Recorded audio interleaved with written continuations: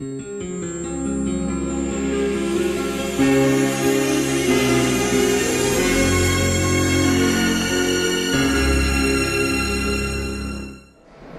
la danse à l'opéra, c'est dans La Chauve-souris que nous voyons cela à l'Opéra de Marseille. J'ai invité pour en parler avec vous Eugénie Andrin, la chorégraphe justement de cet opéra La Chauve-souris. Bonjour Eugénie. Bonjour, enchantée. Merci de m'avoir invitée. Merci à vous. Je suis ravie de vous avoir à mes côtés justement pour parler de danse à travers l'opéra. Donc vous êtes la chorégraphe avec le ballet de l'Opéra de Marseille? Alors non, ce sont des danseurs qu'on a recrutés spécialement pour cet opéra. Voilà, on a fait une audition qui était, je crois, si mes souvenirs sont bons, fin septembre. Et donc, ce sont des danseurs qui sont freelance et qui ont fait cette audition et qui sont là réunis juste pour cette œuvre. Voilà, donc une toute nouvelle équipe qui ne se connaissait pas et qui s'entend très bien apparemment. Très bonne ambiance.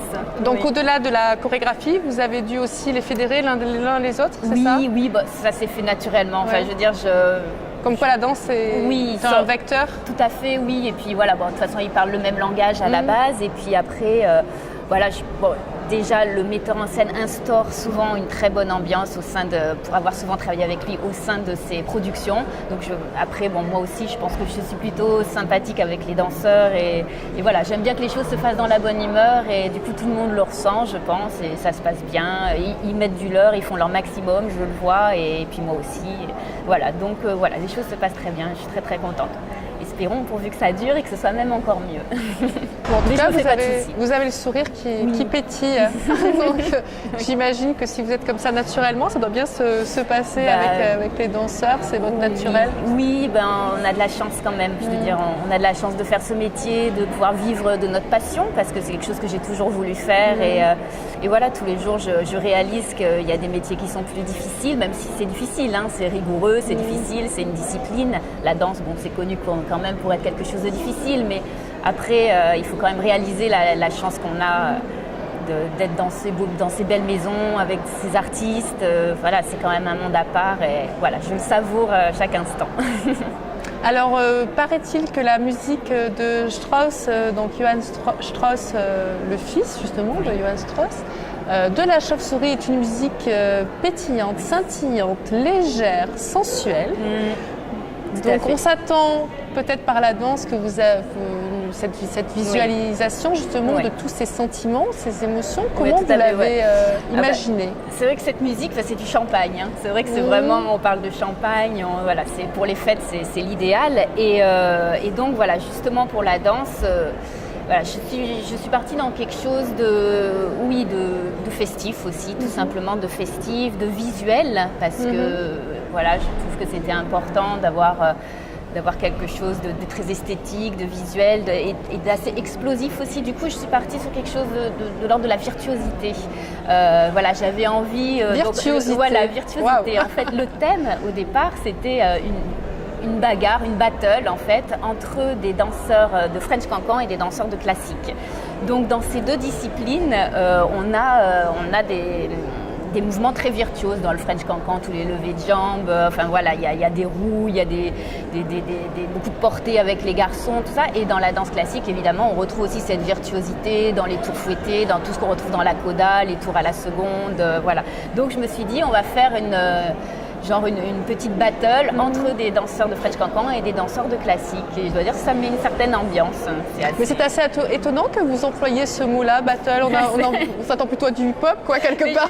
Voilà, c'était quelque chose de décalé un peu. Oui, pour donner quelque chose d'un peu, voilà, un peu décalé, un peu moderne aussi, parce que voilà, je trouve que c'est bien aussi de réactualiser. Là, on est dans une production quand même d'époque, donc voilà, de ne pas rentrer dans des clichés, justement, de casser un petit peu les clichés et puis malgré des costumes qui sont traditionnels, qui reflètent l'époque, d'avoir une façon de les porter qui soit différente et qui casse l'image à laquelle on pourrait s'attendre. D'ailleurs, ça commence d'une façon très classique et puis tout de suite, ça va dégénérer dans le ballet. Alors tout de suite, ça donne envie de venir.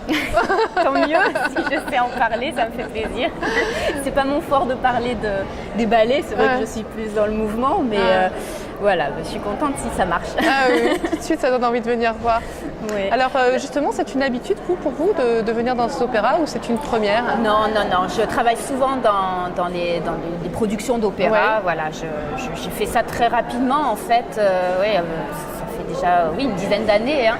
Donc dans diverses maisons, j'ai travaillé beaucoup à l'Opéra de Monte-Carlo, mais je suis aussi allée à Tel Aviv, en Allemagne, en Italie. Enfin voilà. Et c'est quelque chose que j'adore faire. Les ballets d'opéra, c'est quelque chose qui me plaît beaucoup parce qu'il y a un cadre justement, donc ça nous pousse à trouver d'autres idées, à affronter les limites et c'est quelque chose que j'aime bien. Après, j'ai une compagnie de danse avec laquelle je pars d'une page blanche et finalement, je dois dire, c'est peut-être pas bien de le dire, mais ça repose un peu de travailler dans l'opéra parce qu'effectivement, ce cadre nous pousse déjà dans une direction qui est toute tracée. Et, ça vous permet d'apporter votre regard aussi dans un milieu qui est assez élitiste où justement vous apportez votre fraîcheur dans le cadre peut-être un peu plus moderne lorsqu'il s'agit de ballet d'opéra? Alors oui, c'est-à-dire que souvent le metteur en scène définit quand même le cadre de... Oui, bien sûr. Voilà, donc, mais moi, si vous après, choisissez, c'est peut-être aussi parce que vous avez un regard aussi alors après, extérieur. dans la gestuelle, j'essaye d'apporter dans la gestuelle quelque chose... Bon, là c'est différent parce qu'on est entre des classiques et des cancans, donc la gestuelle c'est classique et cancan. Mais souvent dans les opéras, effectivement, que ce soit plus traditionnel, là justement on travaille sur Tannhäuser, voilà, j'essaie vraiment de ne pas tomber dans quelque chose de classique ou de néoclassique, mais d'avoir une gestuelle plus contemporaine. Et justement, effectivement, ça modernise un petit peu l'opéra, enfin j'espère en tout cas l'opéra qui lui, il n'est pas figé puisqu'il évolue parce que la mise en scène apporte beaucoup de choses, mais bon, dans une partie, on est quand même dans un cadre très, voilà, donc quelque chose de, quand même d'une certaine époque malgré tout. La musique est datée, tout ça est daté, donc la gestuelle contemporaine apporte quelque chose de plus moderne, je pense. Mais après, c'est vrai que je suis quand même très fidèle aux demandes du metteur en scène. Et voilà, je trouve que c'est important d'avoir une certaine humilité, justement, et de se mettre au service de l'œuvre, de ne pas arriver, de faire un ballet qui n'a rien à voir avec le reste, mais de mettre sa danse au service des demandes du metteur en scène. Et voilà, c'est important de savoir être à l'écoute de ce qu'il y a autour, et de rabaisser ce qu'on voudrait faire d'un premier abord. Et justement, le fait de prendre ça en compte peut nous amener à faire des choses qui nous surprennent des fois nous-mêmes. Ça, c'est intéressant. Alors surtout que vous avez le regard complètement, j'ai envie de dire, à 360 degrés, puisque vous étiez danseuse. Ouais. Vous l'êtes toujours? Oui, de moins en moins avec l'âge, forcément. Faut pas le dire. Et oui, mais après, bon, Et aujourd'hui, voilà, vous avez créé votre compagnie, donc la compagnie Eugénie Andrin, vous êtes chorégraphe, donc vous avez vraiment ce regard à 360 degrés justement où vous pouvez vous mettre vraiment au service de l'œuvre, comme vous disiez. J'aime beaucoup cette expression parce que ça montre aussi l'humilité dont vous parlez. Qu'est-ce que, pour vous, le partage de la danse, qu'est-ce que ça peut apporter au public? Déjà, pour moi, ça doit faire voyager, je pense, d'abord. Et c'est pour ça que j'aime beaucoup qu'il y ait une certaine poésie. Je trouve que le public doit être touché, ému, que ça lui procure des émotions. Oui. Parce que je trouve souvent, c'est vrai que quand je vais voir un spectacle de danse, et peut-être moins dans les autres disciplines finalement, je suis rarement touchée. Et ça me manque aujourd'hui. Voilà, j'aime bien vivre des choses et ça c'est par un sens de l'esthétique, c'est par une poésie, c'est par un message, par une histoire.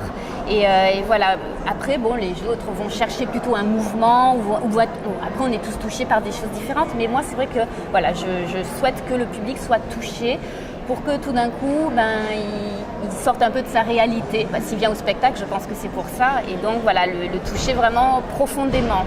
Voilà. Alors est-ce que la difficulté justement, elle n'est pas double? Parce que lorsqu'on écoute un ballet ou lorsqu'on voit un spectacle de danse, on entend déjà la musique. Oui. Donc on est déjà touché par la musique. Oui. Donc le défi peut-être, c'est d'être touché par la danse, par le corps. Par le corps, ouais. Et alors bon, moi c'est vrai que je suis toujours très fidèle à la musique. Je pense que moi, c'est pour ça que peut-être que en tant que chorégraphe, je ne sais pas si...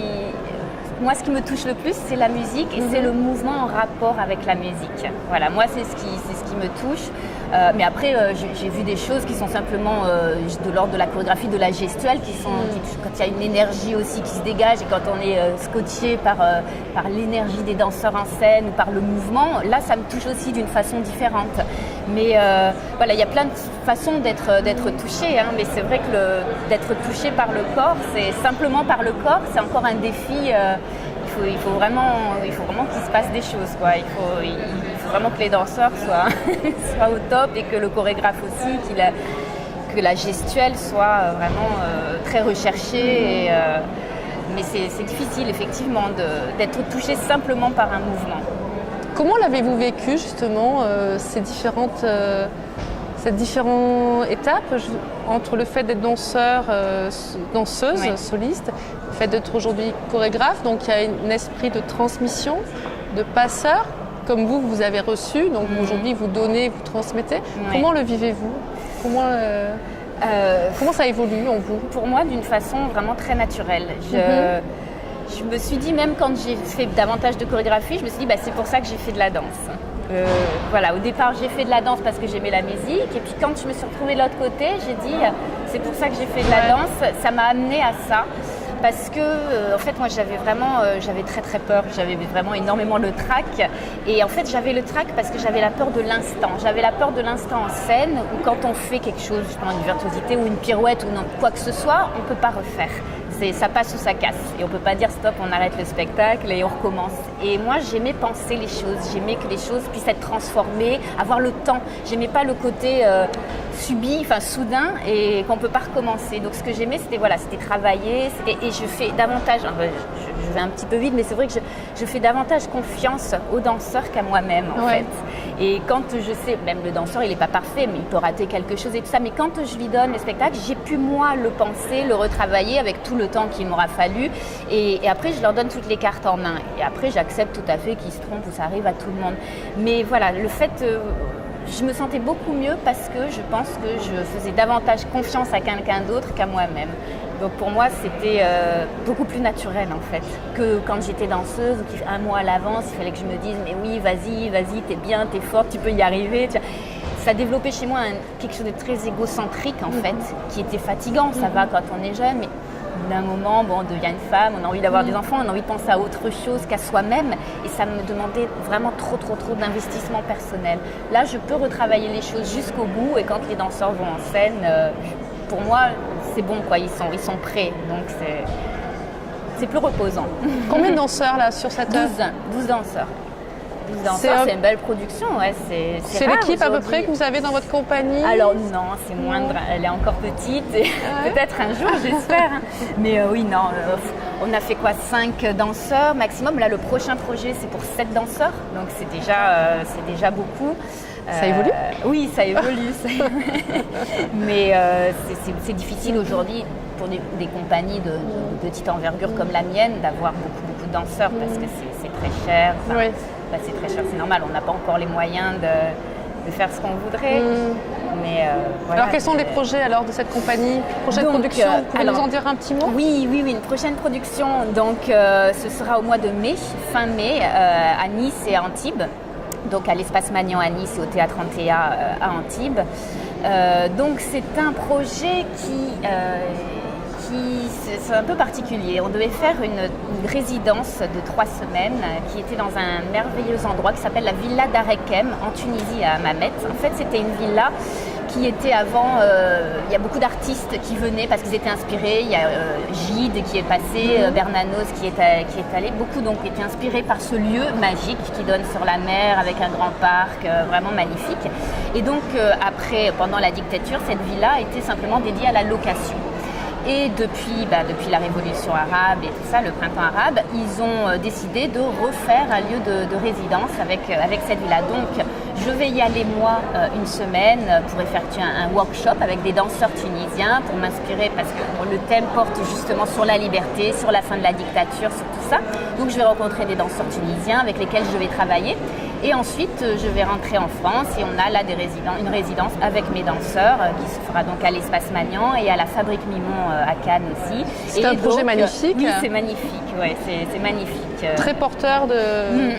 Oui. Donc, vous nous nourrissez aussi à travers ça. Oui, oui. Et puis voilà, alors après, d'en parler, c'est vrai que c'est un petit peu difficile parce que, bon, comme je le dis, si je savais parler avec les mots, je serais écrivain. Oui. Donc, voilà, je me suis inspirée aussi, qui est l'initiateur de toute cette résidence et tout ça, c'est Shiran Ben Abderrazak. C'est un journaliste plutôt politique qui tenait un blog pendant le printemps arabe, qui était très, très, très suivi et du coup qui a fait un livre assez vindicatif, vraiment révolutionnaire. Enfin, je veux dire, il était vraiment... pour pousser son peuple à se battre. Et je me suis inspirée donc de ses écrits pour faire ce ballet. Donc, après, voilà, par les mots, c'est difficile, mais par les scènes, par le mouvement des danseurs, par la mise en scène aussi que je vais y apporter. J'espère que j'arriverai à retranscrire ce besoin de liberté. Donc, le décor, c'est une jeune artiste des Beaux-Arts qui s'appelle Roxane Ducruet, qui a fait un décor de portes suspendues, qui parle de lui-même, qui est vraiment avec lesquels les danseurs jouent, ils font la musique, même en tapant sur ces portes, ils les font balancer. Enfin, voilà, c'est quelque chose qui est vraiment en harmonie avec ce décor qui est... assez révélateur de ce thème, quoi. Et ça, c'est donc les dates, vous les connaissez? Oui, c'est 26 et 27 mai à l'Espace Magnan à Nice et 30 et 31 mai à Antea, à Antibes, avec de très bons danseurs aussi qui ont accepté de le faire parce que, bon, voilà, c'est... Ça évoque. Oui, vraiment. Et puis des gens qui sont sympas, qui ont voulu m'aider aussi parce que bon, les moyens sont encore petits et je les en remercie beaucoup parce que ils ont été vraiment sympas d'accepter de le faire, quoi. Voilà, des gens talentueux. Merci beaucoup, Eugénie. Mais merci beaucoup. Merci à vous. Merci vraiment. Merci.